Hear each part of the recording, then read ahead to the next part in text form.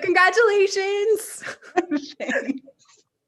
Thank you so much for doing this 10 days before going to press on a quarterly issue. I know it's the fun moment. So I appreciate you being here awake with me. Well, okay. Thank you to Lauren for that lovely introduction. Before we dive in, so do you want to just start by telling us like who Zilphia is, and actually if I am mispronouncing her name and where the emphasis is? I believe it's Zilphia, although some her sister called her Zilpha. You know, whatever works for you. She was a teacher. She was a musician. She was an organizer who lived and worked at the Highlander Folk School from 1935 to 1956, and sort of was an early pioneer in the strategic use of arts and music to shift culture as a part of movement building, which is something that is always happening, that a lot of people, it's a role that a lot of people aren't aware of when we talk about like the movement of the music of the civil rights movement, that there are people like Zilphia doing that work, strategically using music to shift culture. And so she was doing it, you know, really started during the labor movement, but by the 1940s had shifted to an interest in civil rights.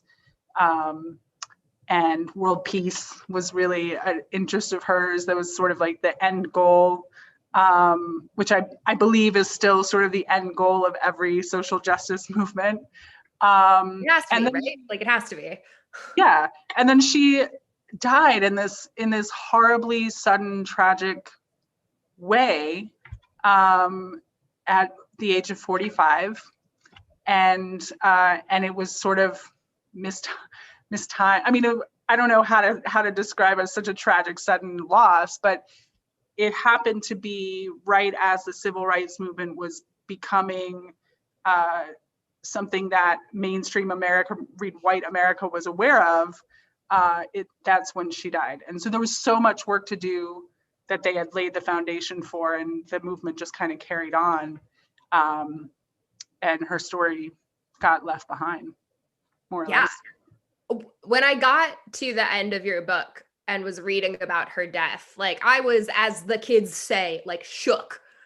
And I feel like we should not start this conversation there, but it might be something to dig into a little bit more in a little bit.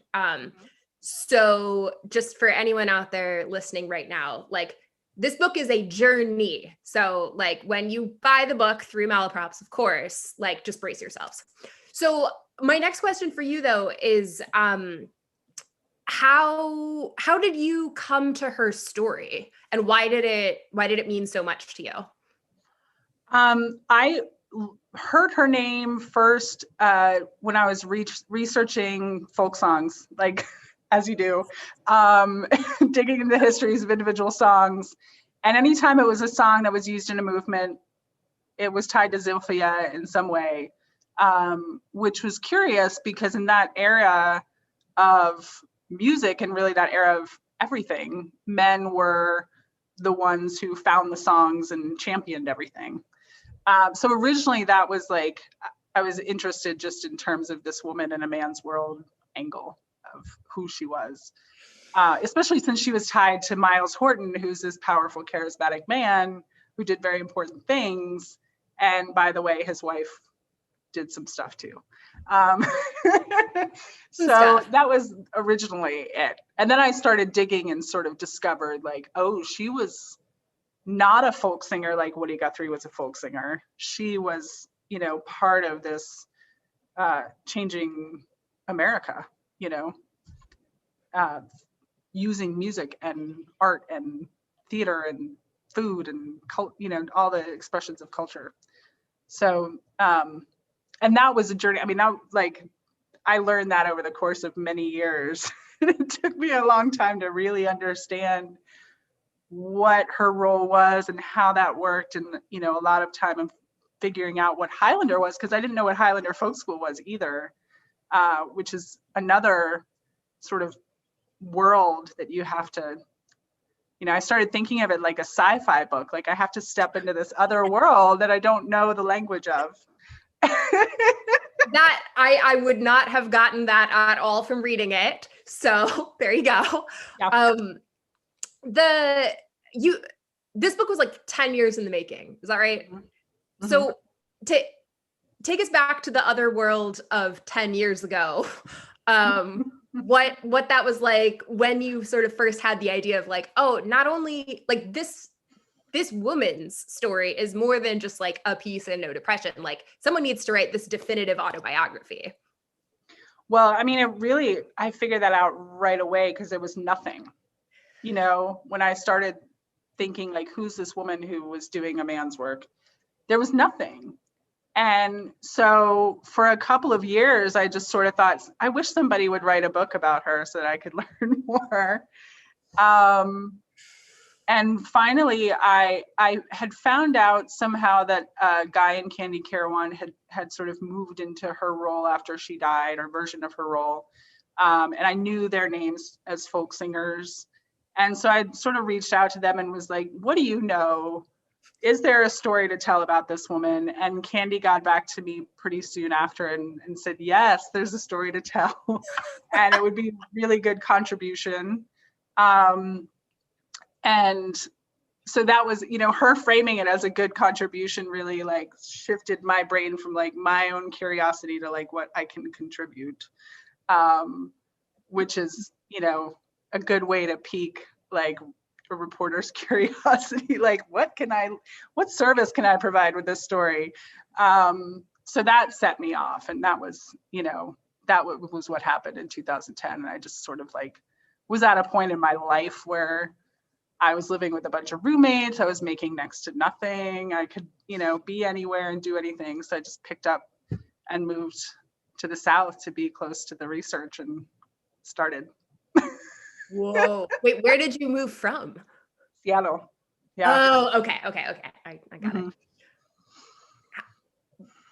it. How much of a culture shock was that? Huge. I mean, I had been in the Northwest for 9 years, 2 years in Portland, 7 in Seattle, broken up by time in New York City. And so I had ideas about the South. And I had specifically ideas about rural Southern people that I had to, I mean, it took me a year or two to realize that my decision to move to Asheville instead of like rural Tennessee, because I was afraid of rural Tennesseans, didn't jive with my determination to write a book about like the wokest rural Tennesseans you'd ever come upon. That exists full stop. Like, yeah. Yeah. And so then I had to unpack that, like all of my assumptions, and relearn the South and realize like, oh, there's all the caricatures that I assumed existed. And right alongside, really from 1619, there's been freedom movements and abolition, and, you know, that's the real story of the progressive South. And the real story of the South is like horrible, terrible wrong alongside persistent organizing and movement. And it took me a long time to like, not just get that intellectually, but like internalize it and have that be the lens through which I saw the story. Yeah, I mean, that's hugely important. And also something I think we always need to just kind of like remind ourselves of as Americans and, you know, students of American history. And, you know, as we live through, you know, unprecedented times and living through history right now. I mean, I think that's really, really important. One of the questions I had sort of sent you in advance that kind of ties into what we were talking about was it's astounding to me that like your book is coming out now and that it is so relevant to now. Like Zilphia's story is just you couldn't have written this like for this time, like written the story of this book release for now. I mean, how are you even like processing that? How, and for those who have not, you know, read the book yet, how could you summarize sort of Zilphia's story, and everything that she, like, I'm like getting so excited, I'm getting caught up in my words and you're laughing, I know. With like what we're experiencing today and why her work is just so vital. Yeah, well, I mean, I think, you know, it's a lot of people have been talking about, you know, comparing our times to the 30s, you know, and sort of the rise of fascism, the labor movement, what was happening with civil rights and Jim Second Crow perception and, of my you know, lifetime, like, yeah. So that's sort of, you know, there are a lot of parallels there. And on the one hand, like, yes, we're living in a very active moment in history where a lot of people are getting involved, a lot of organizing is visible. And like my hang up has been like, there's this, when we start talking about like the civil rights movement of the 1960s, like it gives us this false sense of history that there was a beginning, middle, and end of this event, you know, whereas when we talk about like the arc of the moral universe is long, but it bends toward justice, like that's not talking about like this movement that happened these 10 years or this movement, you know, it's like, this is a human pursuit. Miles Horton named his memoir, The Long Haul. Like this is about every generation picking it up and going a little bit further. And, you know, every now and then somebody does something, kneels on some guy's neck or does, you know, just does something outrageous that makes the news and everybody starts talking about the news movement. But it's sort of like the tectonic plates never stop moving just because there's not an earthquake, you know, like it's all, the movement's always happening. So there is like, yes, it's relevant in this moment, but it could be relevant really any year. You know, there's always teachers striking or, you know, McDonald's workers trying to organize or, you know, warehouse workers trying to organize or gig workers trying to organize, you know, there's always something going on. We have not gotten to equity yet and freedom yet. So, yeah, it's kind of a long way to say like, it's super relevant. And yes, in a way, like I quit No Depression to write this book because Donald Trump got elected and I needed to do something meaningful that felt like I was being proactive. And the other part, you know, it's all, it's ongoing. Yeah. I 20 wrote years from now, it'll be a relevant story. Yeah. Yeah. I wrote you an email after that election, was like, can I get an extension? And then your letter from the editor in that issue was like, and everyone wrote to me asking for mental health days. I was like, yeah, okay, this is the good place. So let's actually go back to some more about like your process of learning this story and telling this story.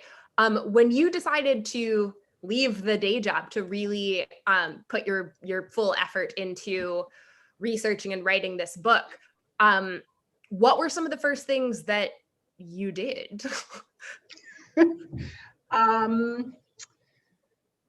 Man. Well, I had been researching for many years at that point, and so there were piles and piles of paper that I had collected, and there were hours and hours and hours of interviews that needed to be transcribed. Which is obviously the worst part. So that was really the first thing, was reading. I mean, I think there was like 1,000 pages of letters between Miles and Zilphia.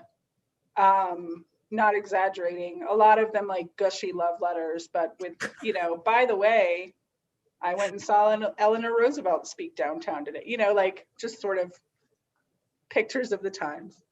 And then there was, you know, the conversations with her sister, Bonnie Guy, who I had a few phone conversations and then spent a day with her at her house, and her kids and you know, people that knew her that I hadn't transcribed the recordings. So that was really, you know, anybody who sat there and tried to type out the recording of an interview knows, like, it's painstaking, and like I find it vital. Like I have never been able to give it to somebody else to do, because it like reteaches me what I didn't hear in the room. So that was the first thing I did. Yeah, that's so true though. But okay, so one of the things that I loved while reading the book is that it's very obvious how much sort of oral history work you did. You capture so many people's voices, and even like accents and like characters, which I think can be especially hard when writing biography. Like too often, too many authors fall into the trap of like, and then this happened, and it's boring, and your book is absolutely not that. So tell us a little bit about like finding all of these people in Zilphia's life, because you couldn't obviously speak with her personally, what it was like tracking them down, you know, if you had to convince them to like talk to you, you know, who was cool, like who was uncool, like well, the sort of comical thing was that there was absolutely nothing. So, you know, bless the first group of people I talked, like I cold called people and was just like, I think I want to write a book about Zilphia Horton. Like, what do you remember about her and what should I know? Was just where I started, because I didn't even have enough information to make a question. But isn't that like news reporting 101 is like calling the source and being like, so I think there's a story here, tell me what you know. Right. And so Candy Carewan from that email had invited me to Highlander to like get whatever they had at the time, which was like a handful of phone numbers and emails.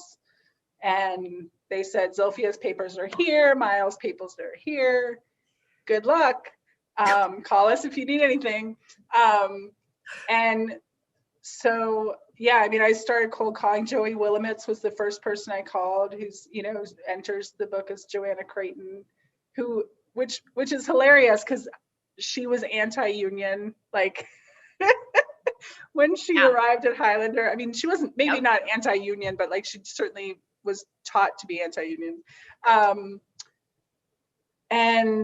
And then I got in touch with, which in some ways, like Zilphia's father was, you know, the head dude, you know, at a big company. So it's not like Zilphia sort of, you know, was birthed into this idea of like pro-union, you know, standing for the workers either. So that's totally not as like foreign as it may have sounded. Just interjecting with context, please continue.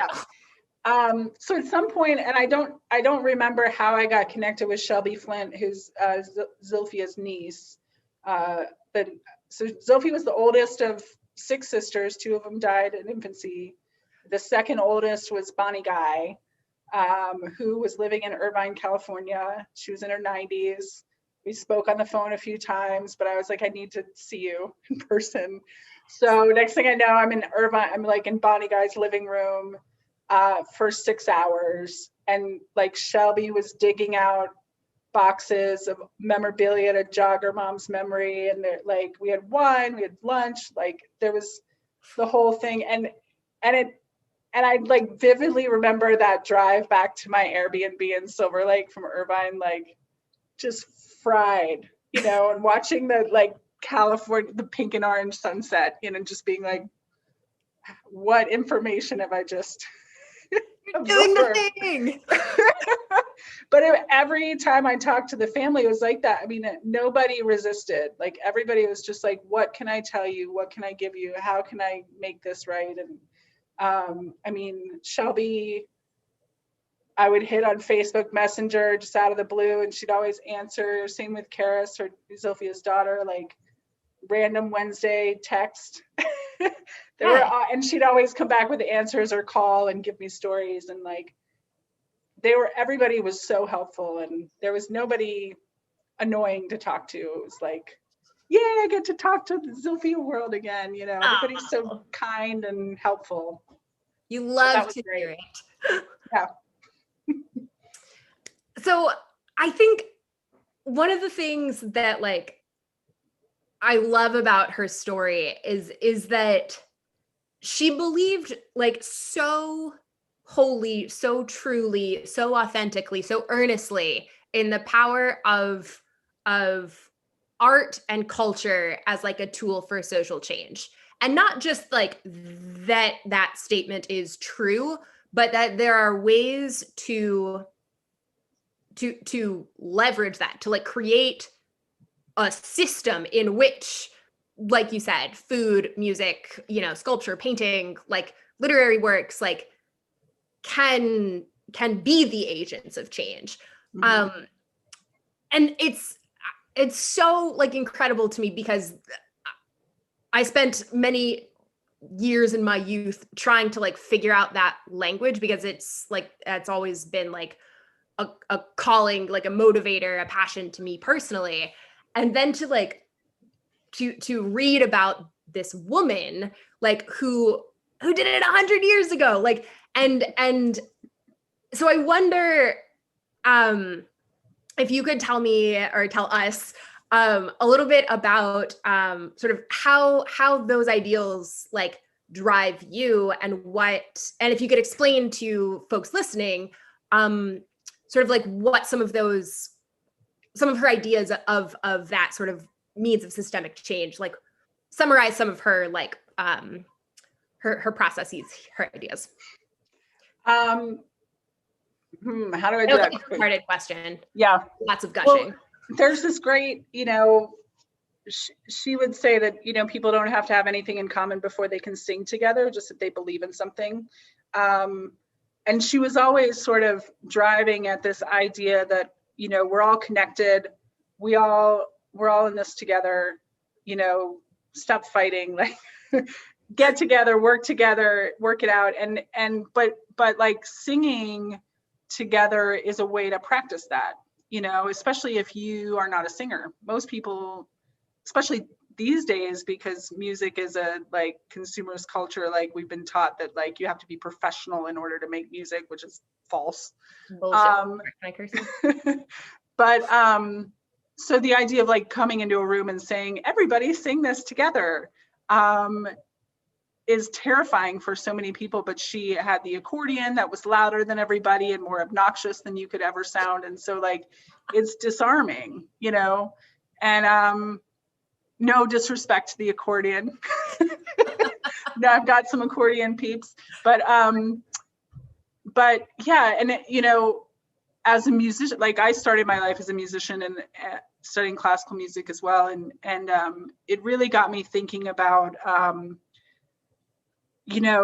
in music, everybody can be playing a different note on a different melody at a different time. And if you're doing it, with the spirit of like, we're all in the same song, we're all in the same key, it's called counterpoint harmony. And it's beautiful, but like, as soon as if you have an orchestra and the violinist says, my note's going to be the most important, and the tuba says, my note's going to be the most important, all of a sudden, like, it's chaos. Everybody's fighting. There's fighting against each other, competition. And so the idea that like, when you think of what was practically happening at Highlander, when you have people representing their union who, by the way, back home are in the Klan, and people representing their union who, by the way, are back home working on desegregation, like, you're going to get like the practical practice of singing together starts to sort of unconsciously dismantle that, because you start to realize like, oh, we're all people and we can do this together, like if we can find a shared priority, poverty or whatever, usually poverty, maybe we can find a way to get out of it together. And so, music does that. If you know that that's what it does, you can use it for that end, and that's like the one thing I always wanted to talk to her about, because like, I get that from everything she said, but I never got to ask her that question. There's no direct quote from her. Yeah. There's I mean, some there's some stuff. Yeah. It's all, trust me, I don't know if you can see this. It's bookmarked on dog-eared pages of how many places she said basically that. So what do you think people today in organizing positions, or just like people today, can do to replicate or continue some of the work that Zilphia did? Well, I think there are a lot of people who are doing it. I mean, it's certainly happening at Highlander, you know, and when I was there, you know, I went to something called the Zilphia Horton Cultural Organizing Institute, and this extraordinary woman. It was a week-long residential workshop with artists from all over the South coming together to talk about the strategic use of arts and culture to shift policy. It happens every year? Like, can people like? No, it happened in 2012, and then there's some Zilphia Institute stuff that like they send cultural organizers out into the field to use arts, something that Highlander does. But at the time it was Tufara Waller Muhammad who was doing it. I'm not sure of the name of the woman who's doing it now, you know, the cultural organizing work. Southerners on New Ground is doing this work. Across the South, Poor People's Campaign has a chorus that's using music in this way. So a lot of that is happening, and I think, you know, if you look up your local organization, like there's going to be somebody working on culture in it, and if there's not, do it. Be that person. Yeah. Be that person. You know. Yeah. Do you see your work as a writer fitting into this tradition? Why and how, if so? I think once you know that's what the arts does in the world, like why humans, it's one of the main reasons humans make art, to communicate across differences, to understand themselves, to understand each other. You know, like once you sort of name that, you can't not work in that vein. Like there's no undoing that. Yep. So yeah, in that sense, you know, I'm not upset. Like I don't feel like every story is a social justice story for me, but it is, you know. Yeah. I did an interview with Layla McCalla a while ago, but this quote in particular sticks out. We were talking about, you know, whatever records and whatever. And she just said to me, yeah, every song is a protest song. And I was just like tattoo it on my forehead. Like, yes. So yeah, I mean, anytime you like stand in your power, speak the truth, unburdened by anybody's reaction, with the intention of making the world a better place than it was before you open your mouth. It doesn't have to be a protest song. It could be Jason Isbell ripping a guitar solo, but I know he wants people to be free, you know. Yep. And that's, you know, that's one way to get there. So yeah. What are some of the songs that you love the most that you came to through Zilphia? That was intentionally broad phrasing of that question, just so you know. Yeah. Well, I mean, her songbook was really incredible. She made a songbook in 1939 for the CIO, for the Textile Workers Organizing Committee. And give the what CIO is. Sorry. The Congress of Industrial Organizations. Thank you. Excuse me. And there were songs from Woody Guthrie and Pete Seeger and you know, and then there were songs from like just random Joes in the union world. But there was a great version of My Country 'Tis of Thee that I feel like should be recorded by or renewed, you know, that was all about the poverty of America. My Country 'Tis of Thee, Land of Mass Misery. It was written by Don West, who is a co-founder of Highlander. But yeah, that was one that I thought of a lot. And then I spent a lot of time with Guy and Candy Carawan's songbooks from the Civil Rights Movement, and a lot of their songs that they collected on John's Island, which is work that Zilphia began. And a lot of those songs are really incredible. The Gullah people, and the music history there is extraordinary. I was so stoked to read about that in your book, because I think the issue of No Depression that you like pretty much did and then handed it to me and was like, I'm writing a book now. And I was like, ah! I think that was the issue that had a story about a group highlighting music from that region. And so I was like putting these pieces together in my brain and was like, ah! And then I was like, I wonder if Kim knew that and assigned that story. And then anyway. Totally. Yes. So cool. So cool. Okay. What else? I think there was a chat question. Ooh, okay. Can you speak to Zilphia as a mother and her relationship with her children? Sure. Lauren? Hi, I was just popping back on to be like, I'm here to help you with questions if you need. Please feel free to ask questions, everybody. I'll go away again for a moment. I think that Karis and Thorsten would say better than I could what their relationship was with her. But my understanding is that she was a wonderful mother, and she, there was a lot of stuff happened at the end of her life during the kids' childhood. And what's stunning to me as a mother with small children is that they, to this day, have this view that she didn't, trifle with pain, in the moment, like the pain of the situation or trauma or whatever, that she was just like, we got to carry on. Let's, pick it up and keep going.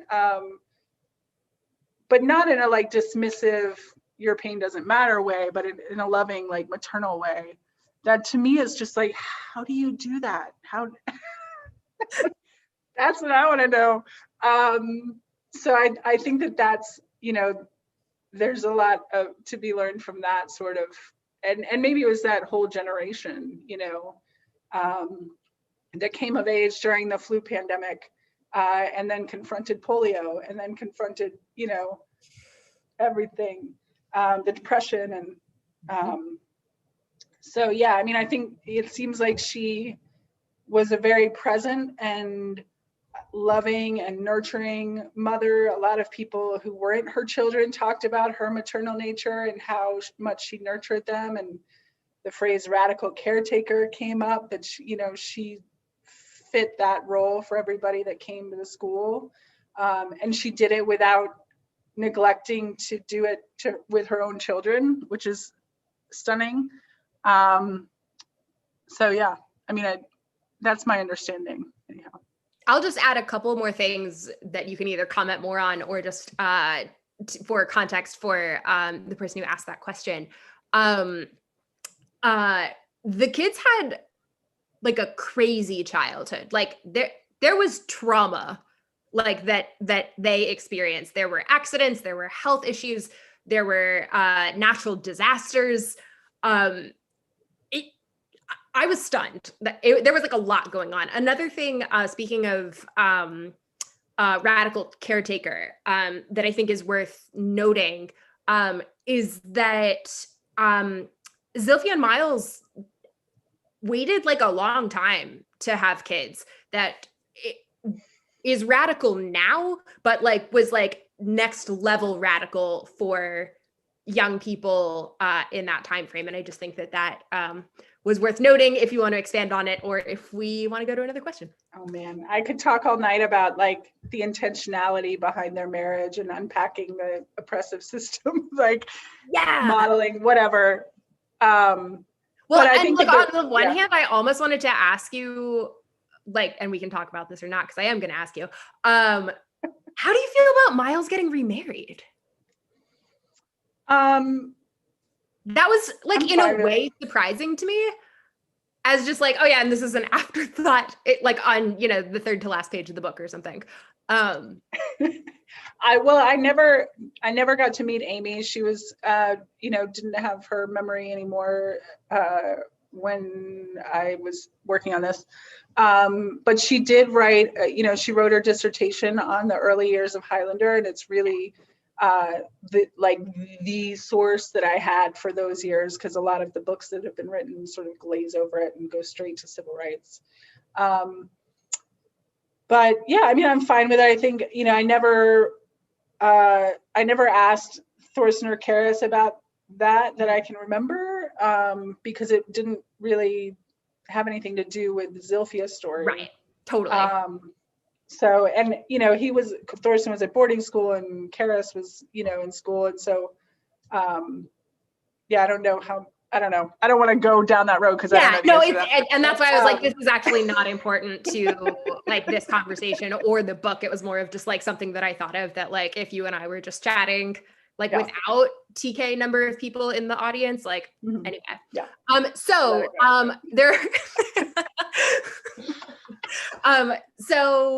yeah, Lauren sort of gave us the sort of like timing structure, and now that there's about like 20 minutes left, we can open it up to questions. It seems like a few have already come in, so if you have been waiting to ask questions, feel free to yeah, I'll turn it over to Lauren. Okay. I'm going to jump in just so I can look at the questions and read them out loud, and you guys can just do your thing and talk because you're amazing at that. So a question for Kim, what was your process like for writing this book? That's a good question. It was on my list to ask Kim, so we'll give that credit where it's due. Nice. Whomever in fact asked it in the chat. It's a hard, I mean, because it took so long. It definitely evolved. At the beginning, it was just like, what's the story? Where can I go? What is there? And so there's a lot of like blind reaching, sleuthing, you know, sort of investigative stuff for the first several years. And a lot of like, I started to think of it like a wheel, like reading, like researching around the perimeter, and then like taking all these different paths to the center of the story, because I came into it as a folk music reporter and like through folk songs, and I was like, oh, like, why was the United Nations in there? Like, why moonshine? Like, why all these pieces that I knew nothing about? What was the Red Scare? What was the NAACP doing? Like, tell me about the Brotherhood of Sleeping Car Porter. Like, all these ways. So there was a lot of time just like not thinking about Zilphia and thinking about everything in her universe. But delving into that like, really helps make her story make sense. So kudos to you for taking that time and being able to synthesize like so many of those big issues, because it makes a difference in the book.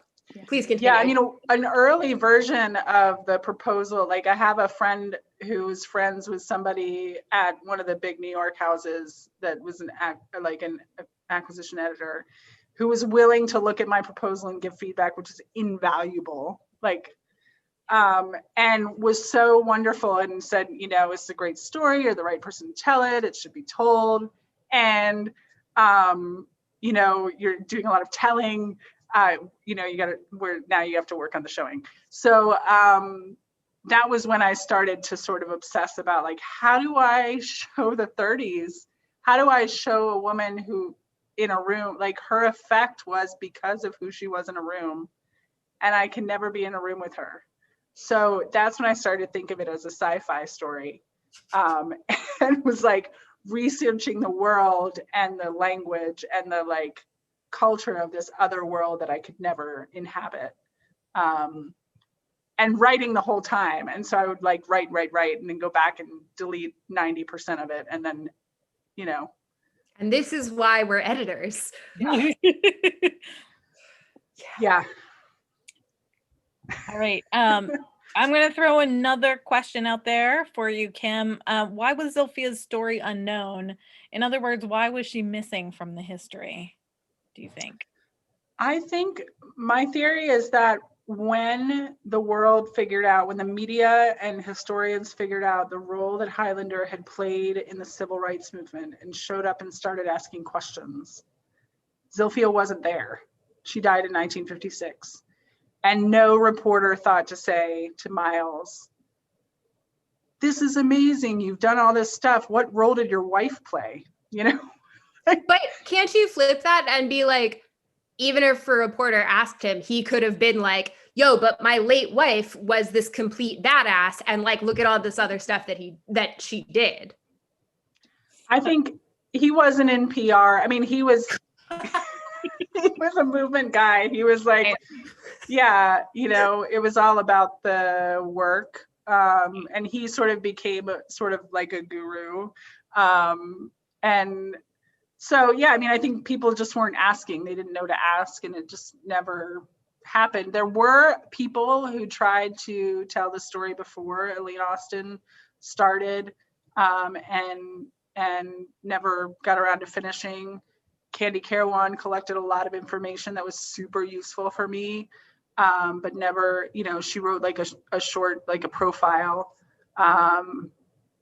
but, you know, never got around to telling the whole story. And so, yeah, I mean, I think it's just that the people who, partly because nobody asked, and partly because the people who were interested in telling the story were also movement workers, and there was work to do, you know, that was more important than looking backward. It's my guess. Makes sense. And like I said, there was nothing to be found. Like it was really, the amount of legwork was probably prohibitive for a lot of people. Do you feel, Kim, I'm just going to follow up on that question. Do you feel like the way that she died played a role in her story not being told too?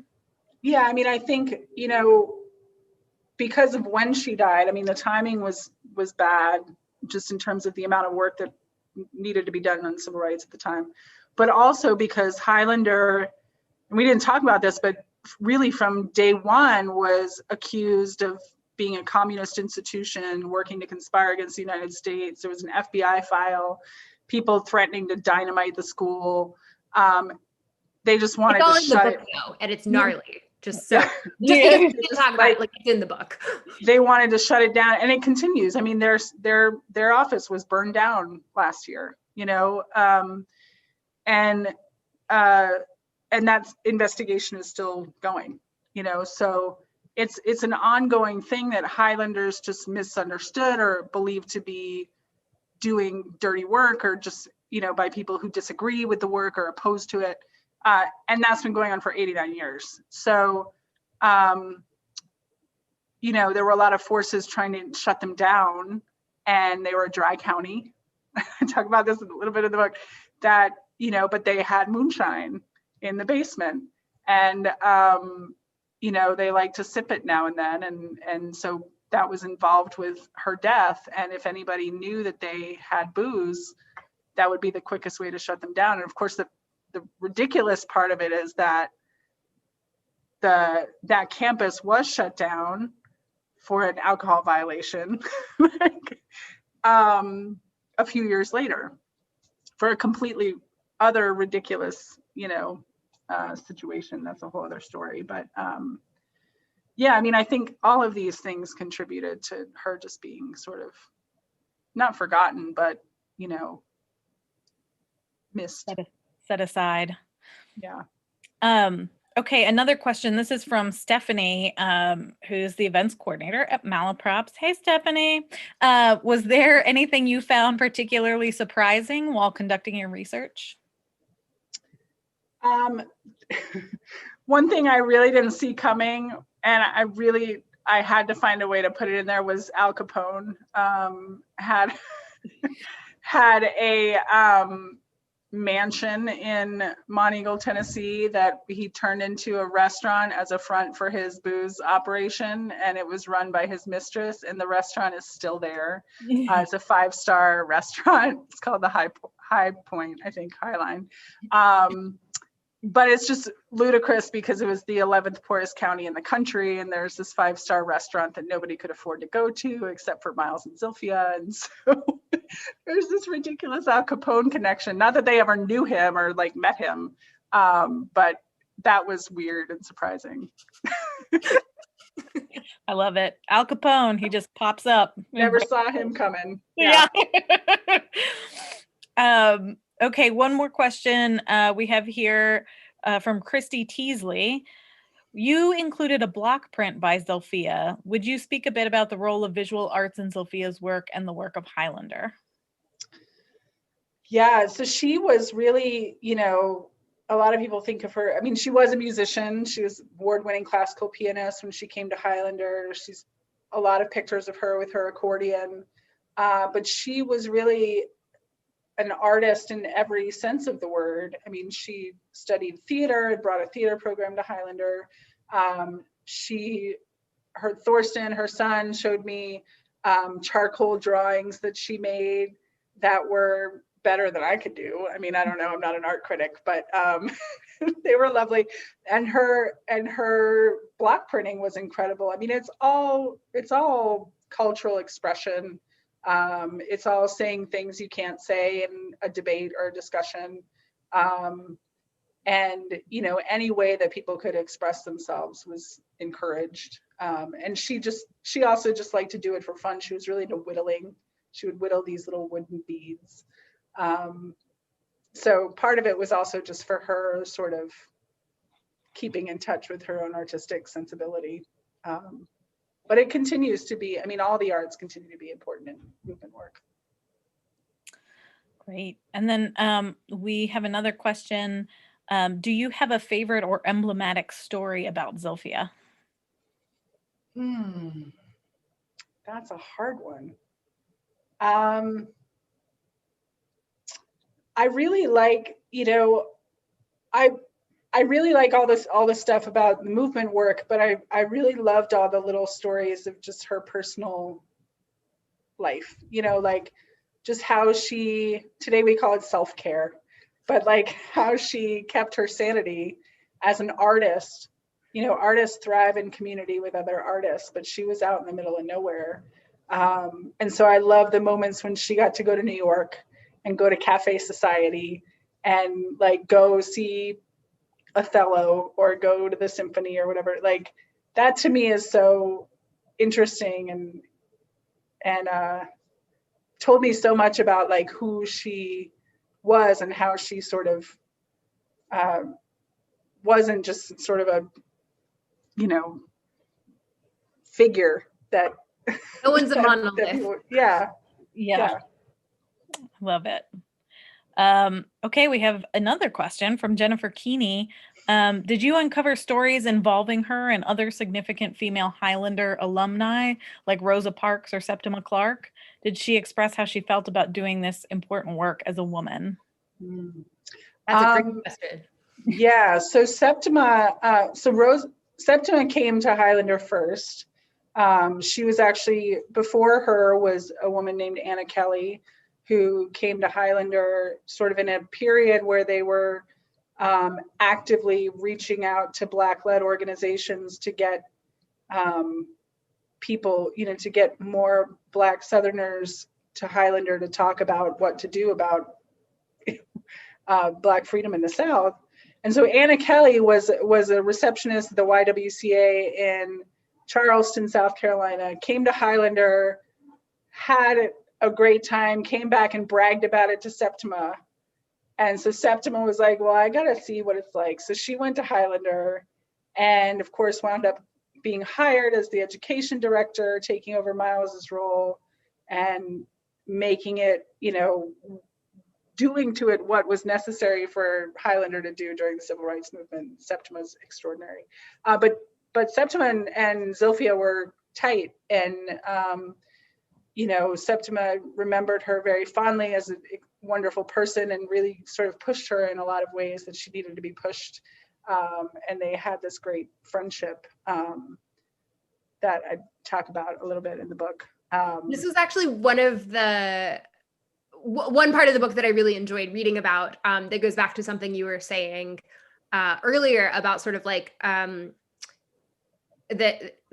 sort of cliched phrase of just like doing the work that they really did at Highlander. That Septima, when I think, correct me if I'm wrong, when she came to Highlander was like pretty skeptical at first, and was like the only Black woman living in this sort of like communal, like dorm, like living with all of these other white people. And the way that you wrote that part of the story, I thought was really affecting, that, you know, everyone was there sort of with these shared ideals, maybe if they weren't necessarily expressed in the same ways amongst these different, you know, communities, but that she really had to take sort of this leap of faith that, you know, she wouldn't be, you know, harmed in her sleep or anything. And that was just one example of just how really radical this, you know,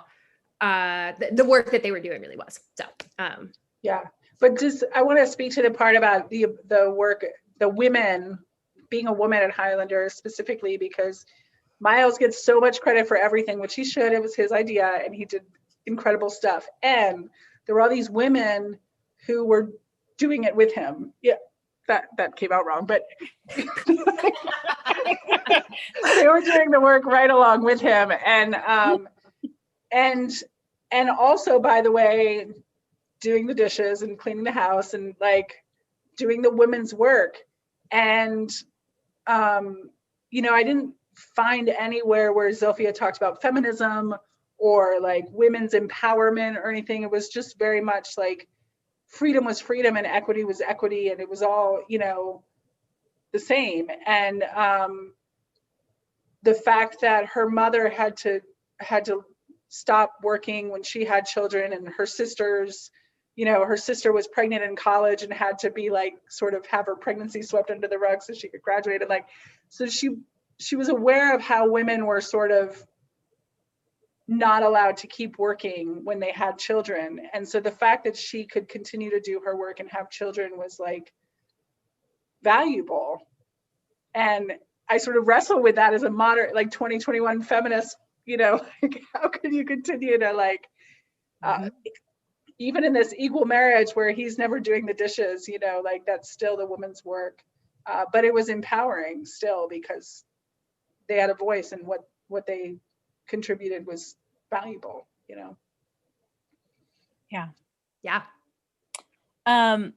There is another question in the chat, but I'm going to jump in because we're getting close to the top of the hour, and I know that everybody has lives outside of staring at their screens. And I just want to Patricia, wonderful master of the controls behind the scenes. If you wouldn't mind highlighting me for a moment, I just want to share. I want to remind people that this is hosted by Malaprop's Bookstore Cafe in Asheville, North Carolina. Independent businesses need our support now more than ever. It would mean a lot to our community and to, I know, Kim and myself, if you ordered her book through Malaprop's. Kim will be signing, and she can personalize books that are ordered through Malaprop's. There's also, if you can see me on the screen, these fabulous, there's like a very cool button and a bookmark that are coming together with pre-orders. You have until tomorrow. If you order the book, it's still pre-ordered because the official on sale date is tomorrow. And this cool button that we made is taken from some SNCC and AFL-CIO buttons that were made around the time of the Civil Rights Movement. And they feature Zilphia's fabulous singing face on them. And you can have one if you just pre-order the book. So please think about supporting Malaprop's. Malaprops.com is the website. And you'll find Kim's book there. Also, if you enjoyed tonight's presentation, you should really think about supporting No Depression, subscribing to it, buying it from local places that carry the magazine. There's some excellent reporting going on in that magazine. and I hope that you'll think about supporting them too. If you have further questions, I hope that Patricia won't mind me saying so, but there is another event that Kim is doing in conversation with Denise Kiernan through her craft series that's also a partner with Malaprops on the 31st of March. And also you can read the book, and then a lot of your questions will be answered. And of course we support that. So I don't know, Kim, if you want to say anything, before we go, but I just want to say thank you to everybody who came. Thank you to Kim and to Hilary for sharing your time and your expertise and your beautiful minds with us tonight. And I hope everybody stays safe and healthy out there in the world. Amen to that. Mhm. Thank you. And thank you, Hilary, again, and Malaprops and everyone. I'd love to thank everybody who helped me with this story, but we don't have time. I know some people are watching, so thank you. And yeah, I hope you enjoy it.